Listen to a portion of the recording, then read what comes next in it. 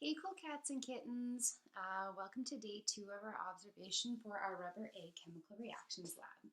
So let's start off with our observations. So if you're following along with the worksheet, you're going to go to day 2 for your observations to see what we're at in terms of what you see. So try to disturb your jar as little as possible. I'm going to lift mine just to show. So as we can see, there are a lot of bubbles forming.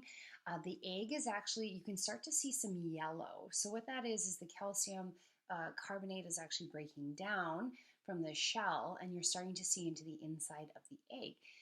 So lots and lots and lots of bubbles. You can see that there's going to be a whole bunch floating at the top. So what are these bubbles? All right, so let's continue on balancing our equation.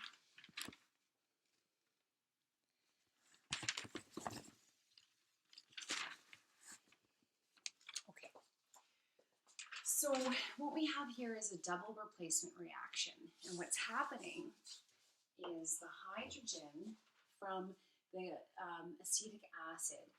Basically, this compound is the combination of an acetate ion, which is CH3COO minus, and H plus. So when you put a cation with an anion, you get this compound. Now, calcium carbonate is Ca2 plus and CO3 2 negative. So these charges are important in terms of why we have one calcium and one carbonate. You're going to see why. So what happens with a double replacement reaction is we're going to exchange the cations with each other.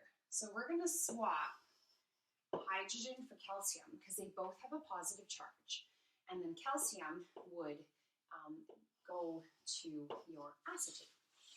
Now, because calcium has a 2 plus charge and acetate only has a 1 negative charge, in order to balance our charges to make a neutral compound, we actually have to have 2 acetates to make up for the 1 calcium. So if you take a look, we have 2 positive charges on calcium. So in order to balance those charges, we need a negative here and a negative here. So we get CH3COO and CH3COO with our negatives. So now we have it balanced. So what we're going to get is Ca. Now we have to put this in brackets because it's a polyatomic ion. Acetate's a polyatomic ion. And anytime you have multiples of it, it's kind of like in math when you use brackets to multiply. So we have CH3COO, close your bracket, and then we're going to write a 2. Now believe it or not, this is actually solid. So when you look at your reaction, right, if we were to filter out all the components of these bubbles, it would be a solid. You can actually see some of it starting to dry out, and that's actually your calcium acetate that is a solid. So the other part of our reaction is what we're left with, which is H2CO3. Sorry, I ran out of room, so we're going to write down here. So H2CO3, and that's aqueous. So this is actually carbonic acid. So when you open a pop and you start to see the bubbles fizz out, the state of before it becomes carbon dioxide, it's actually carbonic acid. So H2CO3. So again, let's recap why we have 2 hydrogens for every 1 carbonate. So the carbonate has a 2 negative charge, whereas hydrogen only has a 1 positive charge. So in order to balance out these 2 negative charges, we need 2 positives so that we get a neutral equation. So the very first step of breaking down our eggshell, we have acetic acid and calcium carbonate, double replacement reaction, so exchanging your cations, to get calcium acetate and carbonic acid. So that's only step 1 of this equation. So let's just write the names for these formulas. So we get calcium carbonate. Here we have calcium acetate. And here we have carbonic acid. Okay, so that's step 1. Now, the next thing that happens, so step CO2 is we get the carbonic acid. And what the carbonic acid does is it breaks down into CO2 gas. So that's your carbon dioxide. Those are your bubbles.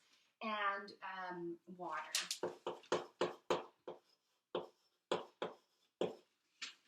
So this is actually why after you've opened a pop, it eventually goes flat. So for Chem 30s, you guys are going to learn it with your double arrow. So we have our forward arrow and our backwards arrow. So when we talk about Le Chatelier's principle, which is an equilibrium, you drive away from, you shift away from a decrease. So as your CO2 gas escapes out of your bottle, so you have your pop bottle, let's see where I can draw this. Let's go up here. So your pop bottle, my wonderful drawing skills, and you have H2CO3. So this is this form that your carbon dioxide is before you open your bottle. So there's a lid there. Now what happens is once you break the seal, you hear that ch sound. And what that is it's causing this equilibrium between H2CO3, so what you're getting is CO2. Now that escapes, right? So it comes out of the bottle. And what eventually happens, and so you have water left in here. So what happens is once all your CO2 starts to escape, okay, so we decrease our CO2 because it's all escaping out of your bottle.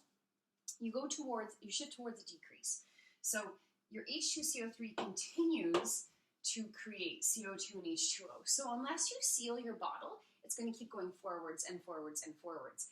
And after all this CO2 escapes, all you have left in your pop is H2O as a liquid. So that's why your pop tastes flat after a while, because all your CO2 has escaped. Now when you seal it, you stop this reaction. So it's kind of in an equilibrium. It goes back and forth, back and forth, back and forth. So you still get your carbonic acid. Now of course your seal's not perfect, so that's why eventually your pop is going to go flat. But the best thing to do is to seal it off to keep it as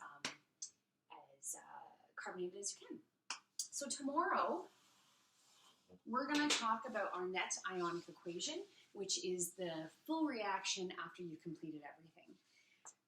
All right, so for those of you that have, I don't have any chicken bones at home. I looked, I don't have any.